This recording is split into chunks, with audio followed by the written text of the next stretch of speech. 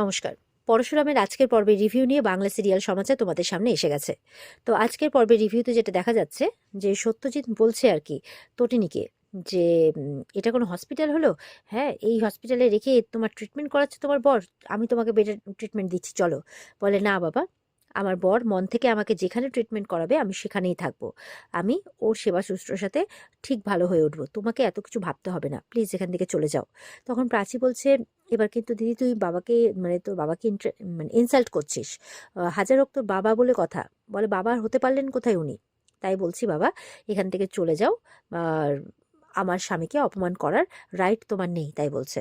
তটিনী বলছে, আমরা খুবই সাধারণ, তাই আমাদের জন্য ভালো কেবিন, দামি দামি ডাক্তার, আমাদের ওসবের কোনো প্রয়োজন নেই। বলছে, জানো তো ড্যাডি, এই হসপিটালে না আরো অনেক পেশেন্ট আছে, তারা এই ডাক্তারদের সেবা শুশ্রূষা পেয়েই কিন্তু ভালো হয়ে উঠছে। বলে না, হাত যশটাই মেন। তটিনী বলছে, আমাদের ওই বড় বড় কেবিন, দামি দামি ডক্টর, বড় বড় রিসেপশন, বড় বড় লবি, এইসবের টাকা পয়সা খরচার কোনো প্রয়োজনই নেই। এটা পাঁচতারা হোটেল নয়, এটা একটা হসপিটাল, তাই বলছে। তাই বলছি তোমরা এখান থেকে চলে যাও। তখন সত্যজিৎ বলছে, ও আচ্ছা, তাহলে এটাই তোমার শেষ কথা? এবার সত্যজিৎ পরশুরামকে বলছে যে ঠিক আছে, আমি তাহলে আসছি, 2-5 লাখ মানে লাগলে বলেও পাঠিয়ে দেবো। তো পরশুরাম তখন বলছে যে ওই টাকাটা বরঞ্চ আপনি মানে আপনার কাছে রেখে দিন। বলছে, মানে কি বলতে চাইছো তুমি?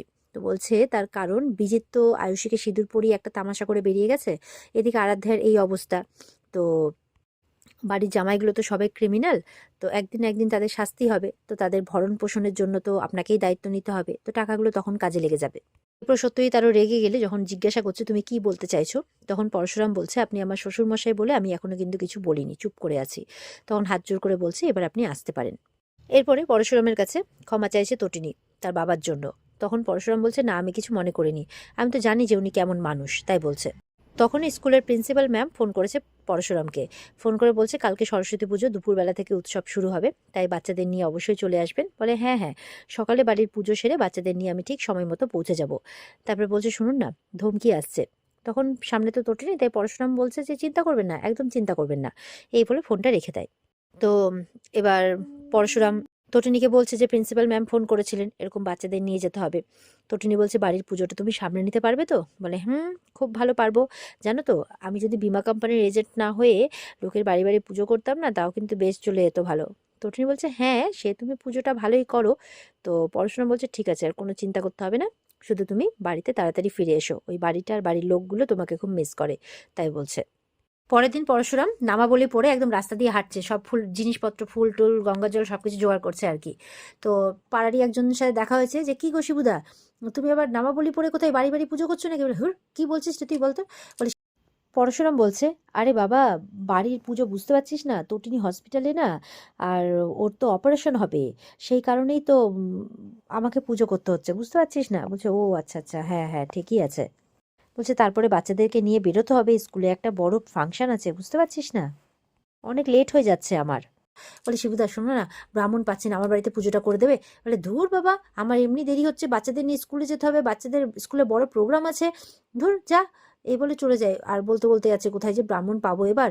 আর এদিকে শিবপ্রসাদের ফোনে নিশা ফোন করেছে, বলছে যে আপনি এবার চালটা ভুল চেলে ফেলেছেন, নিজের বাচ্চাদের বাঁচাতে গিয়ে আপনি বিজিতকে ওই আয়ুষীদের বাড়ি অবধি ছেড়ে এলেন, এটা আপনি বড্ড ভুল করলেন, আপনাকে শো কজ করা হবে।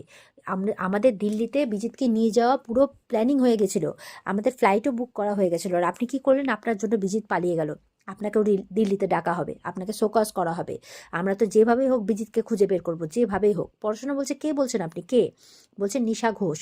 পড়াশোনা বলছে, আপনি জানেন আমি কে? বলে, জানি, স্পেশাল ব্রাঞ্চ পরশুরাম, যার ভয়ে মানে আন্ডারওয়ার্ল্ডের ট্রাস্ট যাকে বলে, যার ভয়ে সবাই কাঁপে, ভালো করে জানি। কিন্তু আমরা তো এবার যেভাবেই হোক বিজিতকে খুঁজে বের করব, কিন্তু আপনাকে নিয়ে এবার টানাপোড়েন পড়ে যাবে, তাই বলছে। এই বলে ফোনটা কেটে দেয়। তো পরশুরাম তো শুনে অবাক হয়ে যায়। পরশুরাম বলছে, নিশা ঘোষ, নিশা ঘোষ কে? এই নিশা ঘোষ কে? আর তটিনীর সাথে এত ভালো সম্পর্ক, তটিনী অত উপর থেকে পড়লো। ইস, আমার অনুশোচনা হচ্ছে, আমার শ্যুট করার জন্য ওর এই অবস্থা আজকে, আমার ওকে বলে দিতে ইচ্ছা করছে আমি সেই লোকটা যার জন্য তুমি ওপর থেকে পড়েছো। এরকম করে খুব অনুশোচনা হচ্ছে আর কি পরশুরামের। তটিনী অত উপর থেকে পড়লো, বেঁচে গেল, বুঝতে পারছি না, কিচ্ছু বুঝতে পারছি না, এরকম করে ভেবে যাচ্ছে শুধু পরশুরাম। পরশুরামকে এবার ওর মেয়ে ফোন করেছে, বাবা তুমি কোথায়? বলে, এই যে বাবা, গঙ্গা জল শেষ হয়ে গেছিলো, তাই আনতে এসেছিলাম, আসছি আসছি, আমি এক্ষুনি আসছি। দেবে তো? অঞ্জলি দেবে তো? এক্ষুনি আসছি। এদিকে পরশুরাম তাড়াতাড়ি করে বাড়িতে যায়, আর এদিকে বাইরে গুন্ডা ফলো করছে আর কারোর সাথে কথা বলছে যে এখন বাড়িতে ঢুকলো, একটু পরে অডিটোরিয়ামের জন্য বেরোবে বাচ্চাদেরকে নিয়ে, তখন উড়িয়ে দেবো। দেখা যাচ্ছে কিছুক্ষণের মধ্যে স্কুলের ওদিকে অডিটোরিয়ামে প্রোগ্রাম শুরু হয়ে গেছে, আর পরশুরামও পৌঁছে গেছে বাচ্চাদের নিয়ে।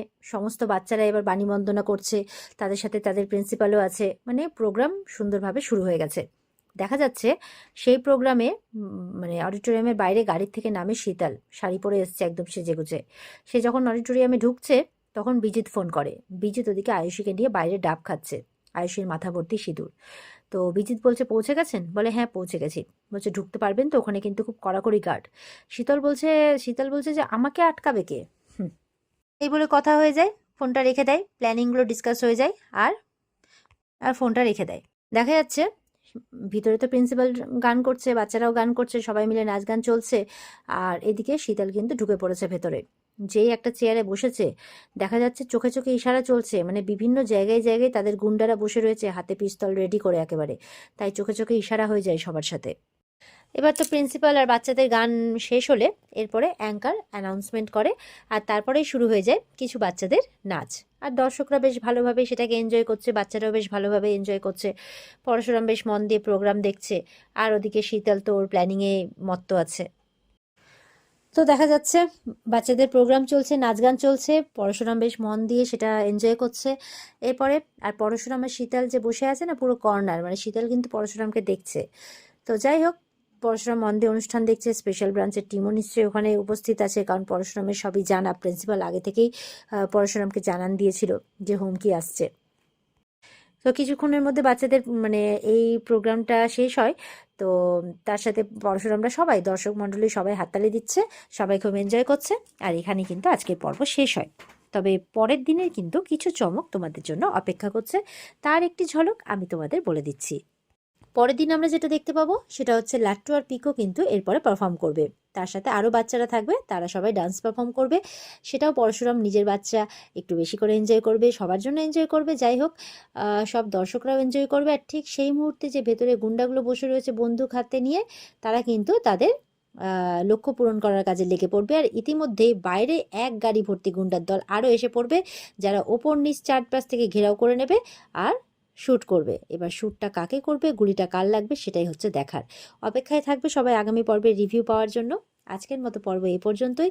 যদি ভালো লেগে থাকে তাহলে অবশ্যই পর্বকে লাইক কমেন্ট করে জানাতে ভুলবে না, আর আমাদের সাথে জুড়ে থাকতে চ্যানেলকে সাবস্ক্রাইব করতে একদমই ভুলবে না। পর্বটিকে বিস্তারিতভাবে দেখতে হলে অবশ্যই স্টার জলসার পর্দায় চোখ রাখতে হবে। আজকের মতো পর্ব এই পর্যন্তই। টাটা।